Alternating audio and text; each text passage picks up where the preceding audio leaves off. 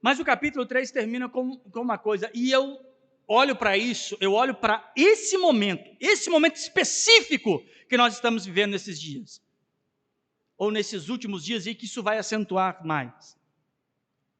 É o aumento exponencial da chamada pregação da teologia reformada. Nunca se viu tanto.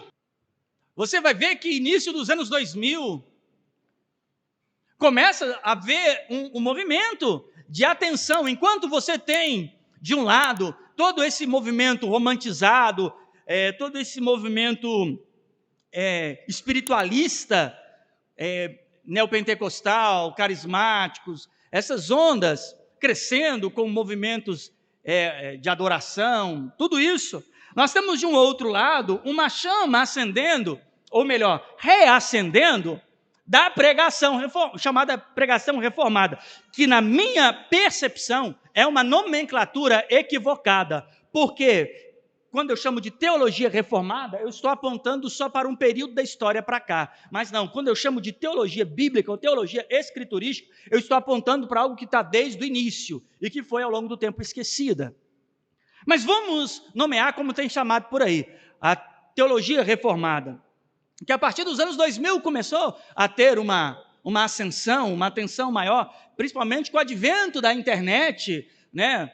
Quem nunca se espantou com pregações maravilhosas, como a do Paul Washer, chamada de, acho que pregação terrível, alguma coisa assim, em que é uma pregação que ele prega para jovens e espanta, né? Quem escuta esta pregação fica maravilhado ou ao mesmo tempo impactado. E aí, na primeira década ali dos anos 2000, começa a surgir e também fomentar a teologia da reformada através de algumas figuras históricas, como Charles Spurgeon, Jonathan Edwards, Leonard Ravenhill, homens que pregaram e tiveram uma lucidez à luz das Escrituras. Isso vem tomando forma maior. Hoje nós temos editoras que trata só de livros e materiais da teologia reformada, chamada de teologia não carismática, teologia não pentecostal, uma teologia mais histórica, pós-reforma. Aí vem também a ascensão da teologia calvinista. Sobre tudo isso, isso tem tomado uma amplitude cada vez mais. E pessoas que nunca ouviram sobre João Calvino, Leonardo Ravenhill, Jonathan Edwards, Charles Spurgeon, Paul Washer, começaram a ter figuras dentro do próprio Brasil. Quem nunca começou a ouvir, ou pelo menos viu algum vídeo de Paulo Júnior, carregando a mesma teologia, e isso confrontando as teologias comumente aceitas, que vinham ali de pessoas como Silas Malafaia, aquele lá da Record, que eu esqueço o nome, Edir Macedo, o do Chapéu, Valdomiro, e que confronta contra estas teologias místicas. E aí nós temos uma ascensão, e o que nós observamos? Que existe um público que começou a olhar e dizer assim, opa, isso aí é interessante, isso que ele está dizendo é interessante. E aí começou a tomar forma, um manda para o outro, um avisa para o outro, e aí vai acontecendo um movimento que pessoas vão ouvindo e falar assim, peraí, isso aqui é interessante. E isso não vem dos púlpitos, a massa, é o grupo massificado que começa a trazer uma ideia ou outra, fala assim, peraí, deixa eu ver, ouvi uma pregação, partilha com outro daqui, partilha com outro ali. Porém, eles estão dentro dessas instituições, e muitas delas, a grande maioria, o maior percentual de igrejas no Brasil são igrejas, variam entre igrejas pentecostais e neopentecostais. Você nem sabe aonde uma termina e a outra começa. Esse movimento é o que mais incendeia o Brasil até hoje, devido a muitos fatores antropológicos que são depois discutíveis de apresentar, mas é o que mais cresce. E aí você vê nesse meio surgir pessoas que começam dentro destas igrejas terem uma atenção, uma teologia mais reformada, vamos assim nomear, uma teologia mais histórica. E aí ele deixa de ter acesso e para de ter gostos em pregadores como Silas Malafaia, ou esses pregadores que iam nesses congressos aí, gideões, essas coisas estranhas, confusas, e passam peraí, tem um negócio aqui, E aí, uma teologia mais bíblica, aí ele já passa a ver um vídeo aqui, acompanha um determinado pregador aqui, um determinado ensino aqui, depois ele começa a ir na Bíblia, aí começa um para o outro. Pastores começam a ficar incomodados com isso. Aí começa a surgir uma igreja virada de costa para a rua, falando uma teologia. Pastores falam assim, isso aí é seita, isso é trem do capeta, isso é trem errado. Por quê?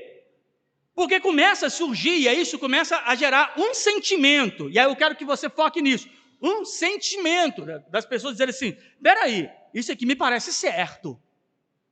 E ao olhar para isso, entende-se que aquilo claramente estava errado. Porém, não era claramente errado, porque não havia um verdadeiro ensino. Eles eram um grupo passivo, um gado passivo, em que tudo que se dava como pregação, aquilo se estabelecia como fé e não havia questionamento. Porém, agora esse grupo está questionando, ele olha, né, e tal, as pessoas... Aí começou a acontecer um outro movimento, crentes com dificuldades, olha que coisa, crentes com dificuldades de achar uma congregação, uma denominação para congregar, porque agora eles entenderam determinada fé, doutrina, princípios, que se opõe àquilo que de púlpito ou da base daquela denominação começa a fornecer, ele percebe, olha, aqui não é uma fé saudável, aqui não tem base na verdade. Isso começa a ficar claro. Denominações com renome, históricas no Brasil, que estavam aí ganhando rios de dinheiro, massificando um público, começa agora a ter na internet as suas teologias confrontadas. E eles começam a ter dentro das suas denominações pessoas que começam a recuar daquele lugar, porque observam que aquela doutrina não é só não bíblica, como também até diabólica. Porque é importante ressaltar, irmãos, no reino de Deus, não tem meio termo. Ou é do reino ou não é. Então essas pessoas recuam e começam outro fenômeno. Pessoas que se converteram ou que têm fé em Jesus Cristo, por entenderem as Escrituras, precisam agora procurar uma congregação bíblica. Olha que coisa absurda. Antes, quando nós pregávamos, nós poderíamos dizer, procura uma igreja evangélica. Mas a partir do momento que esta uma teologia mais bíblica, puritanizada ao texto bíblico, estas pessoas começaram a ter receio até de indicar. Para onde indicar estas pessoas? Se você está pregando para uma pessoa lá na Bahia, como indicar? Ou está pregando para uma pessoa em outra região. E aí nós aqui começamos a receber pessoas que vieram desta percepção. E junto conosco, focando no evangelho mais cristocêntrico, um evangelho mais bíblico, escriturístico, voltado ao texto, entendimento, à revelação daquela verdade. E aí vai criando um senso crítico, que é fundamental a todo aquele que quer estabelecer desenvolvimento de fé. A crítica é base fundamental da fé. É o senso crítico, de análise, de pesquisa, de observação, de questionamento.